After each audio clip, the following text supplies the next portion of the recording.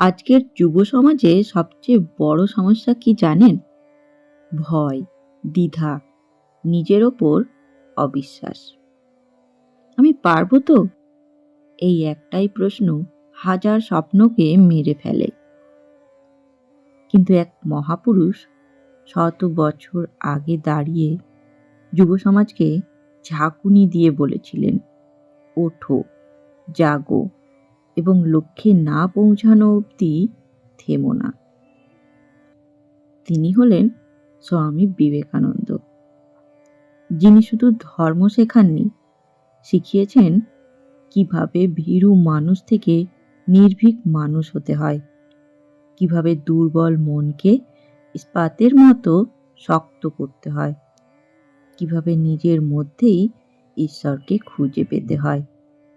আজ আমরা শুনব তার সেই অগ্নিবাণী, যা একজন হতাশ মানুষকে দাঁড় করায়, একজন ভয় পাওয়া মানুষকে সাহসী করে, আর একজন সাধারণ মানুষকে অসাধারণ করে তোলে। ভিডিওটি শেষ পর্যন্ত শুনলে আপনি বুঝতে পারবেন আজকের এই বাণীগুলোর মধ্যে লুকিয়ে আছে আপনার জীবনের মোড় ঘুরিয়ে দেওয়ার শক্তি। চলুন তাহলে প্রথমেই আমরা শুরু করব আত্মবিশ্বাস ও সাহস জগানোর বাণী দিয়ে। প্রথম, ওঠো, জাগো এবং লক্ষ্যে না পৌঁছানো পর্যন্ত থেমো না। দ্বিতীয়, নিজের ওপর বিশ্বাস রাখো, শক্তি তোমার ভেতরেই আছে। ভয় পেও না, তোমরা অমর আত্মার অধিকারী, কোনো কিছু তোমাদের ধ্বংস করতে পারে না। সাহস করো, মনে রেখো আমি সব করতে পারি। এই বিশ্বাসই সফলতার চাবিকাঠি। যতক্ষণ না নিজের ওপর বিশ্বাস আসছে, ততক্ষণ ভগবানের ওপর বিশ্বাস আসবে না।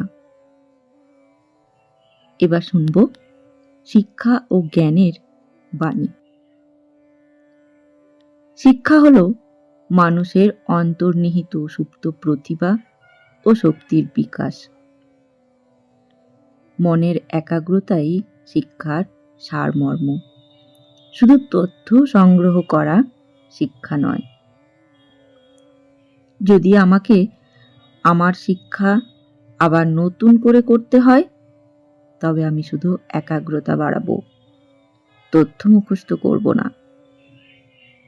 পুঁথিগত বিদ্যা শুধু জ্ঞান বাড়ায়, কিন্তু প্রকৃত শিক্ষা চরিত্র গঠন করে। বাইরের জগৎটা আমাদের মনের ভেতরের জগতের প্রতিচ্ছবি মাত্র। বন্ধুগণ, এবার আমরা স্বামীজির কর্মযোগ ও জীবনের কিছু উপদেশ ও বাণী শুনব। চলুন শুরু করি। স্বামীজি বলতেন, কর্ম করো, কিন্তু ফলের আশা করো না। জীবন হলো একটা সুযোগ, একে কাজে লাগাও।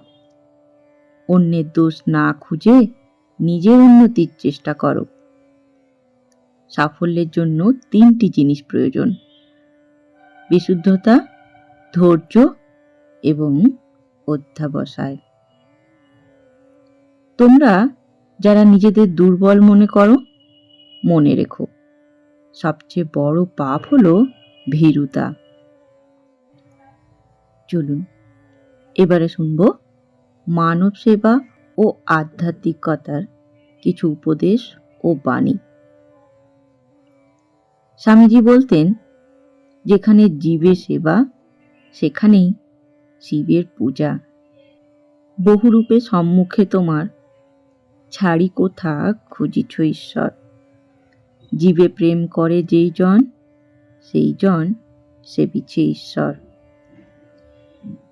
ভালোবাসাই হলো জীবনের মূলধন, ঘৃণা বা হিংসা নয়।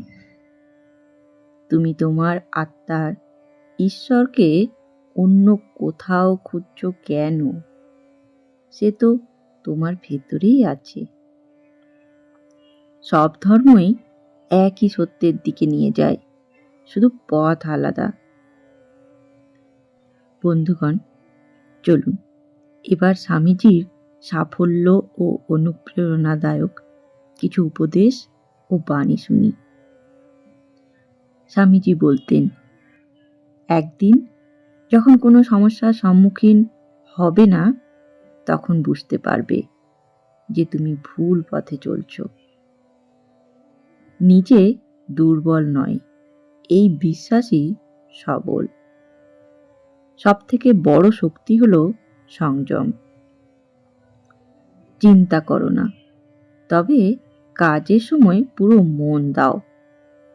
জীবনের ঝুঁকি নাও, জিতলে তুমি নেতা হবে, আর হারলে তুমি উপদেষ্টা হবে।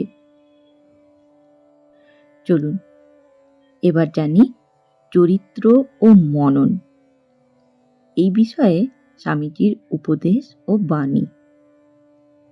স্বামীজি বলতেন, পবিত্রতা, ধৈর্য এবং অধ্যবসায়, এই তিনের সংমিশ্রণে সাফল্য আসে। চরিত্রের শক্তি সবচেয়ে বড় শক্তি। দুর্বলতাই পাপ, আর সবলতাই পুণ্য। নিজেকে দুর্বল ভাবা সবচেয়ে বড় অপরাধ। মনকে শান্ত করো, তবেই প্রকৃত জ্ঞান লাভ হবে। এবার শুনব যুব সমাজ ও লক্ষ্য, এই বিষয়ে স্বামীজির কিছু উপদেশ ও বাণী। আমার ভরসা তরুণ প্রজন্মের ওপর। তারাই পারবে ভারতবর্ষকে নতুনভাবে গড়তে। নিজের পায়ে দাঁড়াতে শেখো, আত্মনির্ভরশীল হও, লক্ষ্য স্থির করো, আর কোনো কিছুতেই পিছু হটো না। যতক্ষণ না সফল হচ্ছ, ততক্ষণ বিশ্রাম নিও না। তোমাদের শিরায় আগুনের তেজ অনুভব করো, তবেই বড় কিছু করতে পারবে। এবার শুনব ধর্ম ও দর্শনের কিছু উপদেশ ও বাণী। স্বামীজি বলতেন, ধর্ম কোনো অন্ধবিশ্বাস নয়, এটি জীবনের উপলব্ধি। বেদান্ত হলো আধ্যাত্মিক বিজ্ঞানের শিখর। তুমি যা বিশ্বাস করবে তাই হবে। মুক্তির পথ নিজের ভেতরেই আছে। সত্যকে মেনে নাও, মিথ্যার আশ্রয় নিও না। চলুন এবার শুনব আত্ম উপলব্ধির কিছু উপদেশ ও বাণী। স্বামীজি বলতেন, নিজে যা ভাববে তাই হবে। তুমি নিজেই নিজের ভাগ্য বিধাতা। নিজের মনের সাথে কথা বলো। তুমি একজন অসাধারণ মানুষের সাথে কথা বলছো। ভয়, সন্দেহ এগুলো থেকে দূরে থাকো। জীবন এক সংগ্রাম, একে জয় করো। তাহলে বন্ধুগণ, আজ আমরা বুঝলাম শক্তি বাইরে নেই, শক্তি আমাদের ভেতরেই আছে। দুর্বলতা পাপ, সাহসী ধর্ম। নিজের ওপর বিশ্বাসই আসল ভগবানে বিশ্বাস শুরু। স্বামীজি আমাদের শিখিয়েছেন, ভয় পেও না, পিছিয়ে যেও না, কাজ করো, চরিত্র গড়ো, মানুষকে ভালোবাসো। কারণ যেখানে মানব সেবা, সেখানেই ঈশ্বর। জীবন যত কঠিন হবে, মনে রাখবে আপনার ভেতরের আত্মা অমর, অজেয়, অপরাজেয়। আজ এখানে একটা সংকল্প করি, আমি দুর্বল নই, আমি পারবো, আমি থামবো না। এই বিশ্বাস নিয়ে এগিয়ে চলুন। দেখবেন আপনার জীবনও অন্যের প্রেরণা হয়ে উঠছে। ধন্যবাদ, ভালো থাকবেন। জয় ঠাকুর, জয় মা, জয় স্বামীজি।